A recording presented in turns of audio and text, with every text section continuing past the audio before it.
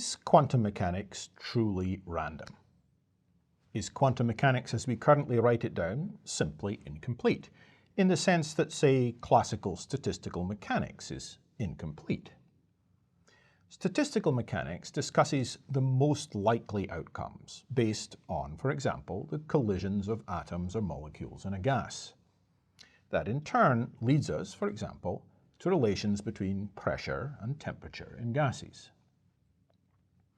In a classical world, though, we presume that there is an underlying deterministic theory of colliding mechanical particles, which we could use if we wanted to.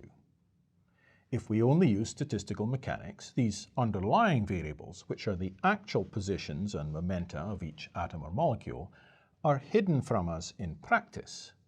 Classically, however, we do presume that these actual positions and momenta do exist.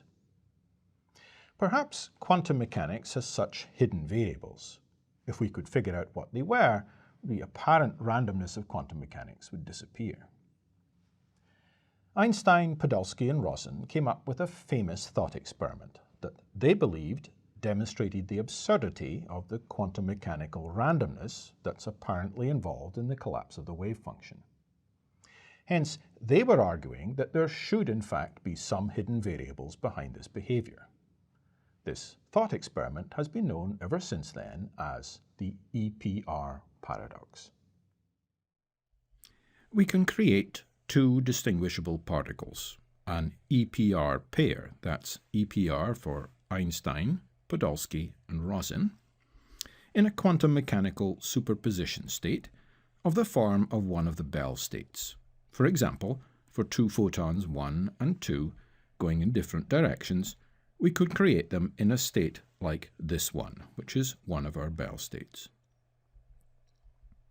Such a state is a linear superposition of the state where the two photons are both horizontally polarized and the state where the two photons are both vertically polarized. In this state, if one measures one of the photons in a state H, that is horizontally polarized, according to quantum mechanics, the state of both particles is forced to collapse into the one element where we have photon 1 being horizontally polarized and photon 2 being horizontally polarized. And a measurement on the other photon is now bound to give the result H, horizontal polarization also. In this state, similarly, measuring the result V for one photon will lead, according to quantum mechanics, to the inescapable conclusion that the other photon will also be vertically polarized. According to quantum mechanics, neither photon has a defined polarization until it's measured. So one is forced to conclude that somehow the measurement of one photon leads to a change in the other one's state.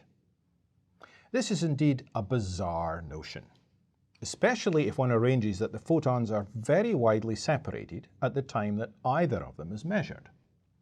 Then there might be no possibility, during the time of both measurements, that any signal can be conveyed, even at the velocity of light, between the two measurement apparatuses. Einstein referred to such a change in state of the other particle as spooky action at a distance. He considered such behavior very strong evidence that in fact there should be hidden variables. For example, we might think that perhaps each photon actually does have a specific polarization at the time it leaves the apparatus, but we merely are unaware of it until the measurement takes place. Such a definite polarization would be a hidden variable. This polarization information would presumably be carried with the photon as a local property of the photon, hence being what is called a local hidden variable. Einstein apparently believed for the rest of his life that there should be some kind of local hidden variables. There was, however, apparently no experimental test that could answer the question as to whether local hidden variables actually existed.